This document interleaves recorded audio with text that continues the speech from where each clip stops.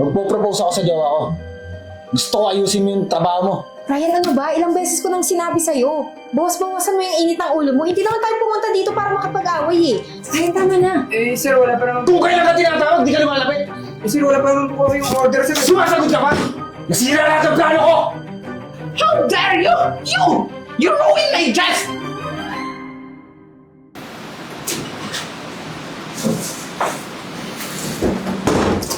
Sir, good afternoon po. Good afternoon. Hindi mo agad ang paupuin? Sir, dito po, sir. Pero sir, basta gusto niyo na pa mag-order. Ikaw, ayusin mo ah. Ayaw ko nung patanga-tanga ah. Magpo-propose ako sa jowa ko. Gusto ko ayusin mo yung trabaho mo. Okay po, sir. Masusunod po. Tsaka bakit ganito yung tsura ng mga waiter dito? Nag-aaral ka ba? O sadyang bobo ka lang? O dapat hindi nag-aaral ng ganitong katulad mo dito eh. Nawawala yung class ng restaurant. Dapat sa'yo, nasa bahay ka lang. Sir, teka lang po, sir. Bakit niyo naman po ako yung husgahan? Wala. Eh, totoo naman ah! Yung tsura mo! Dapat sa'yo, sa bahay ka lang eh. Hindi ka dito sa restaurant na to.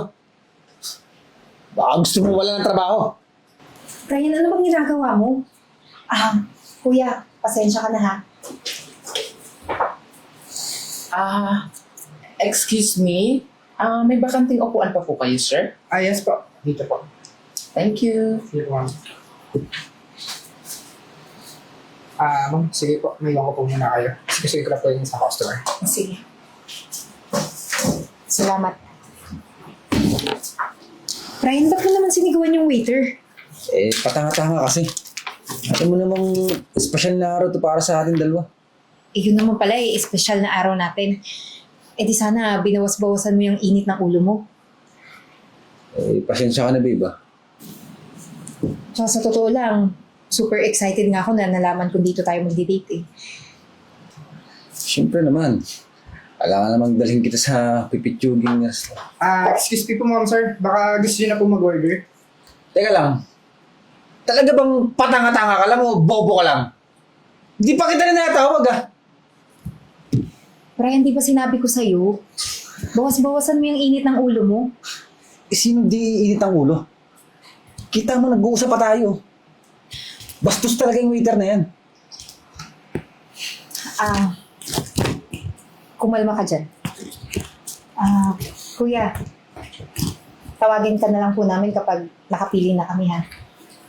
Sige po, ma'am. Iwan ko na lang po yung menu para makapili po kayo ng order. Sige. Anong ginagawa mo? Madam, good afternoon po. Good afternoon. Binabalik-balikan mo po yung pagkain namin dito Nga po pala, ito po pala yung menu namin. Alam mo, kaya lang naman ako bumabalik-balik dito sa restaurant nyo kasi ang ganda ng customer service nyo, lalong-lalo ka na. Ryan, ano ba? Ilang beses ko nang sinabi sa'yo. Bawas-bawasan mo yung init ng ulo mo. Hindi naman tayo pumunta dito para makapag-away eh. Pumunta tayo dito para mag-date. Eh, babe, pasensya ka na. Eh, sobrang init lang talaga ng panahon. Tsaka, natetense ako. Paano ko sisimulan? Teka lang, anong ibig mong sabihin? May gusto ka bang sabihin? May gusto ka bang aminin?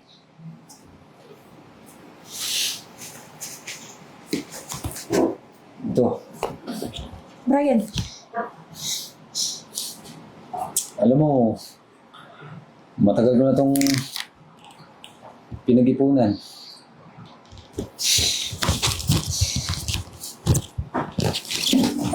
Alam mo, magpo-propose na ako sa iyo. Kaya alam mo yun, pag may dinaramdaman akong mga problema, pag may iniisip ako, ito talaga yung pinaka-best na pinupuntahan ko kasi Brian, Eh, alam mo, gusto ko tayong makasama pang habang buhay. oo. Yes. Oh.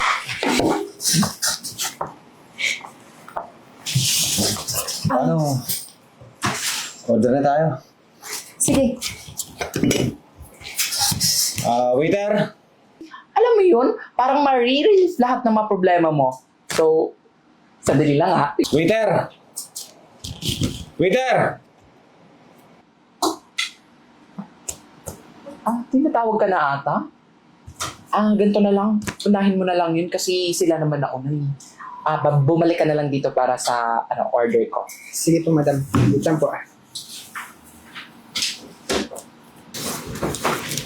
Sir, makapili na po ba kayo ng orderin niyo? Kanina ka pa yan. Nananadya ka ba talaga? Ryan, tama na. Eh, sir, wala pa naman po. Kung kailan ka tinatawag, di ka lumalapit. Eh, sir, wala pa naman po yung order, sir. Sumasagot ka pa? Ryan, naman sobra na to ha! Alam mo, ang laki ng iskandalo na ginagawa mo dito ngayon. So ano? Kakampihan mo ba yan? Eh bakit? Sumusobra ka na. Kasi hindi mo makontrol yung emosyon mo. Paano lang kung kinasal tayo? Kaya itong singsing na to, saksak mo yan sa baga mo. Maghiwalay na tayo.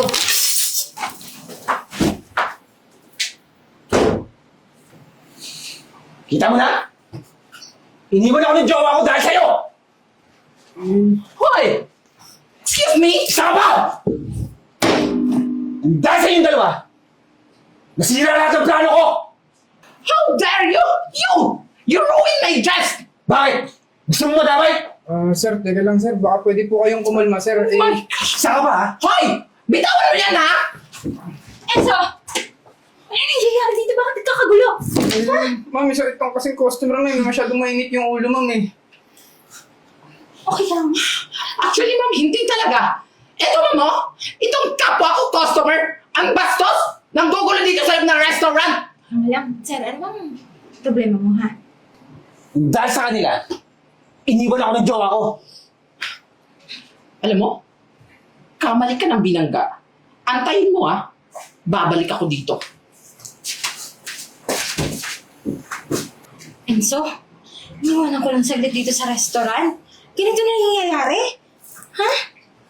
Sino ba nag-umpisa, ha? Eh, ma'am, pinasikaso ko naman po sila ng maayos eh. Kaso ito po si sir eh, masyado po talaga mainit yung ulo eh.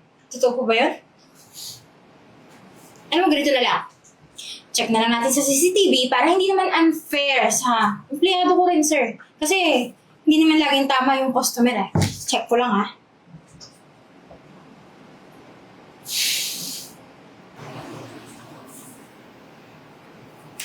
Ito ko na. Mawalang galang na, ha, sir?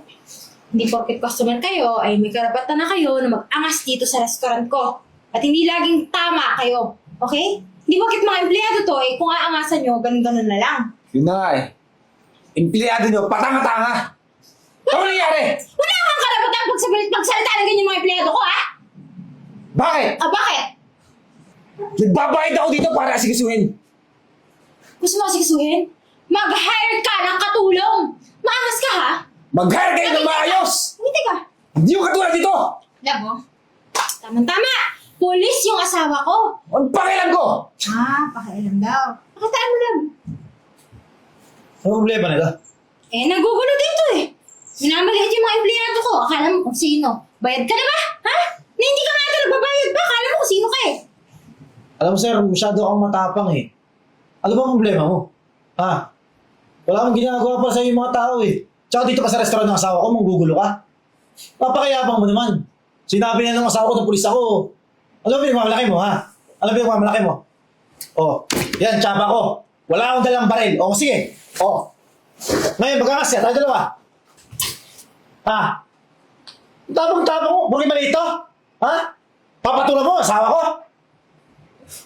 Ano gusto mong mangyari? Sir, pasensya na po. Dala lang po ng init ng ulo. Dala ng init na ulo doon kasama kasi itong paliwanag. Gusto mong madala ako sa init ng ulo ko? Di ka naman sa kulungan. Sige na. Love. Hindi mo na yan. Tara na. Pakangas. Alam mo, Enzo, hindi ako natutuwa. Hindi ako natutuwa na nagpapaapi kayo. Na-istorbo yung ibang customer dahil lang pinoprotektahan nyo yung ibang customer. Hindi lahat ng customer tama. Kailangan patulan mo. Bakit hindi ka tumawag sa akin? Eh, ma'am, pasensya na po. Ayaw ko po magkagulo dito sa restaurant natin, ma'am. Pero nagkagulo pa din, di ba? Hindi ako magagalit kung i-explain mo sa akin ng tama. Hindi ko sisihin yung trabaho mo. Yung sa susunod, hindi na pwede yung ganito ha. Pag may ganyan customer, tawagan mo agad ako, tawagan mo yung asawa ko. Okay po, ma'am. Susunod po. Sige na. Pag malik yung customer na yung bakla next time, ilibre mo na lang yung pagkain niya, okay? Sige po, ma'am. Ayusin niyo na dito.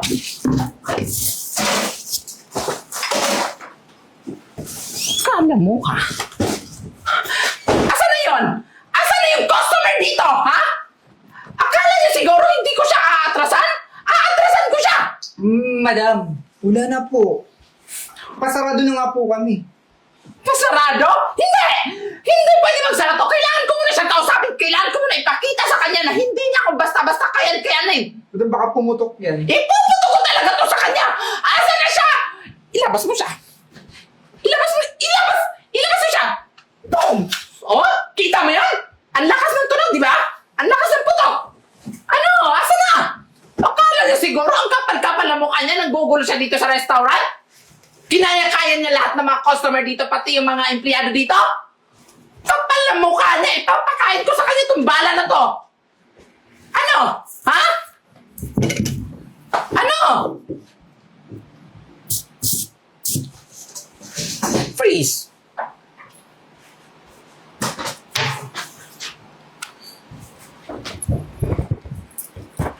At ngayon, isa na namang kwento ang ating natunghayan sa araw na ito.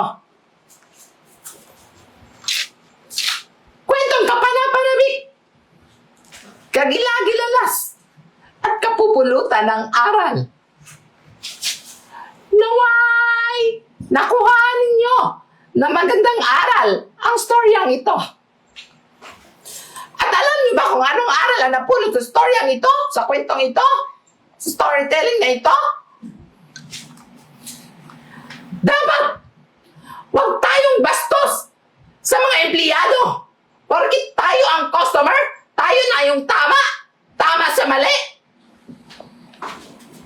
Kailanman hindi naging tama ang mali. Sa mali ang tama. Lalo na kung may tama ka. Kaya magsilbing aral na ito ay isiin sa inyo. Ang kwentong ito na magbigay aral sa mga kapwa Pilipino na mga nanonood ngayon. At kung sino man yung papasok na barumbado dito sa restaurant nito, papakainin ko ng bala na to. Maraming salamat po sa patuloy na panonood dito sa amin. At kung nagustuhan nyo ang video na to, pa-share naman at pa-like ng comment section. Maraming salamat po. Ito po si Marimar na nagsasabing, ang buhay ay parang life. Thank you.